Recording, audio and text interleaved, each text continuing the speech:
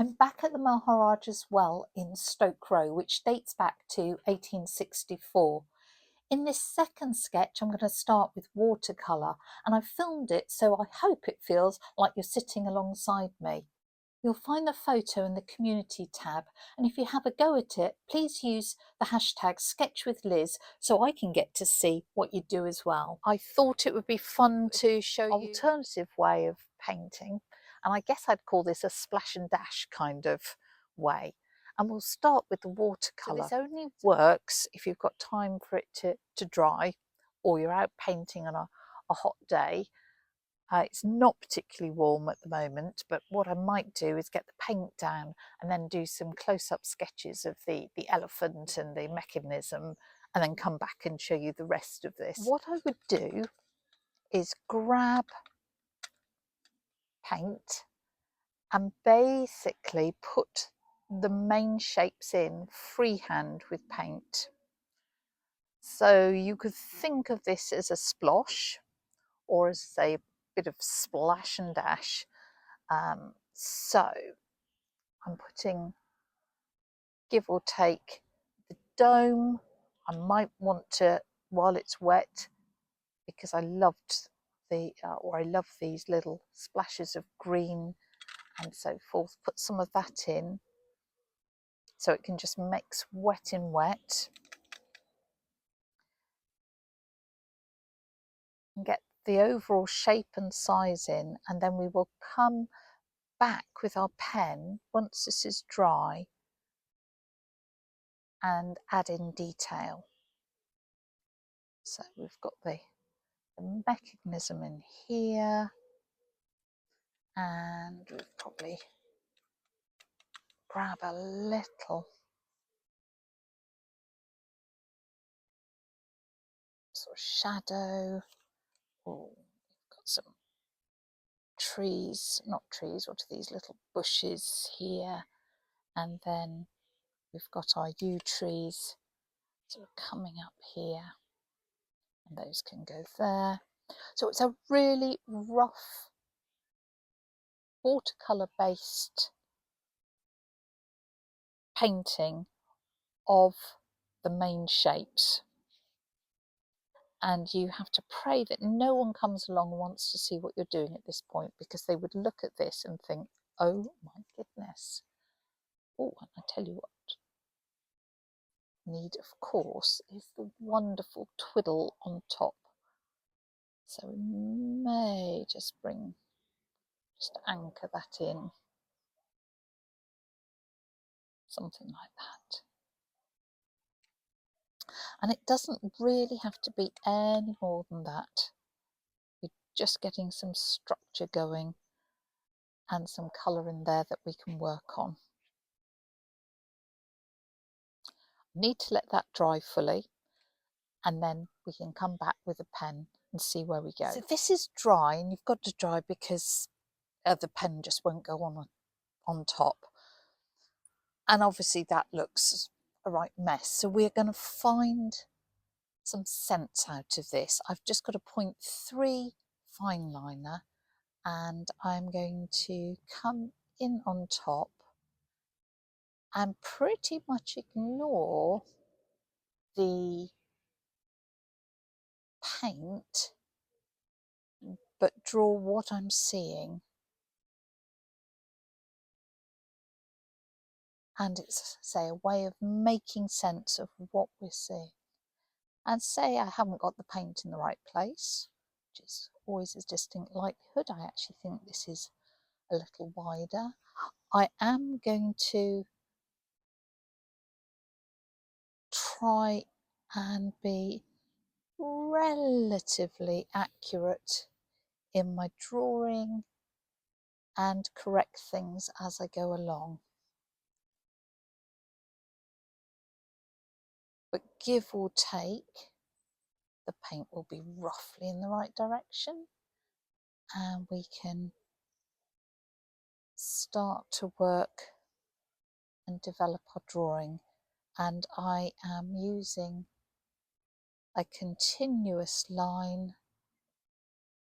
to draw on top of this, just because I think it's such a nice way of working. And again, here on this dome, should I not get the exact right number of segments, I don't think that will be a problem. And I'm just putting those little circles on there. So coming down to the sort of canopy that sort of fans out like this. It's rather lovely, and then it comes down that sort of overhang, and we've got these amazing pillars that have got sort of at the top, they've got sort of fleur de lis or whatever those things are called. We'll come across here again like that, and I think it might be quite fun to sort of taper things in a little bit like that.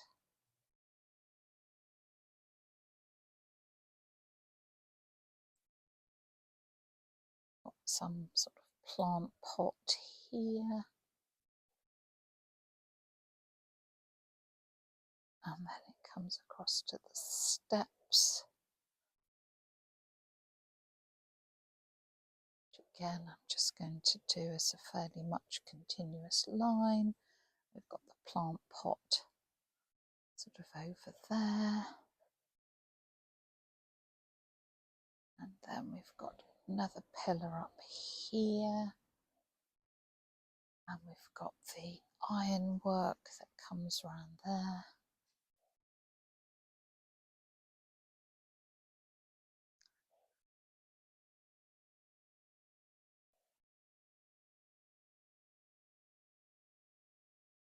I've just gone quiet because there are first lot of visitors and I don't want them to think that I'm mad and talking to myself.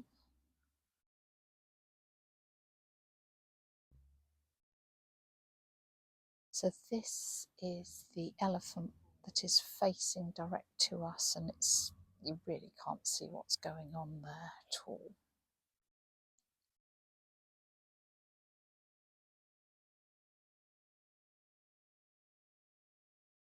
And there's another pillar here.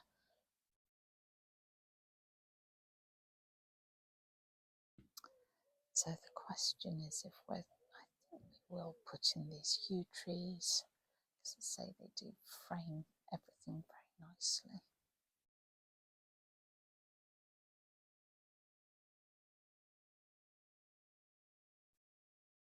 Then we've got this yew tree here. There we go.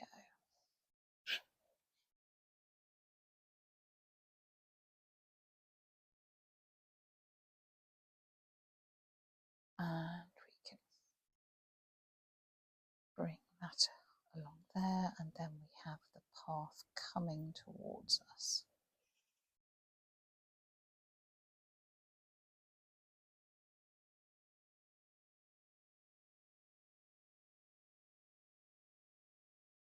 Obviously got the choice, should we wish to, of just leading the eye in.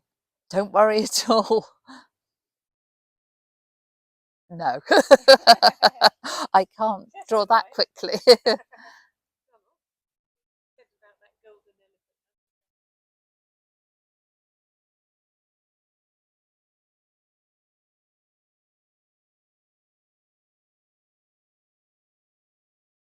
I knew it was too good to be true that we would get through the whole of this visit without other people.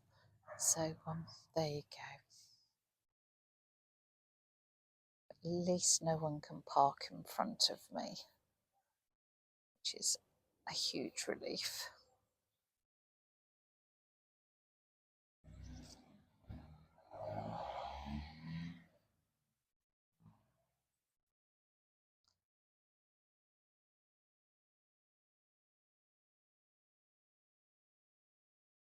So you can see how With a few lines, we have worked on top and developed that very quick painting underneath.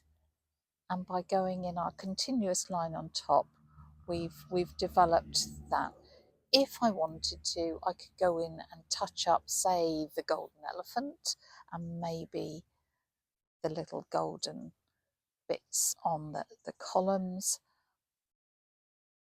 And I could go in and put in some more shadow work or tone if I want to.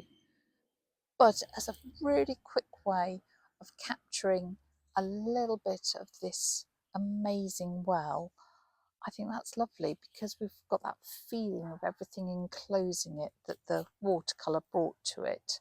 That is what I would call a splash and dash.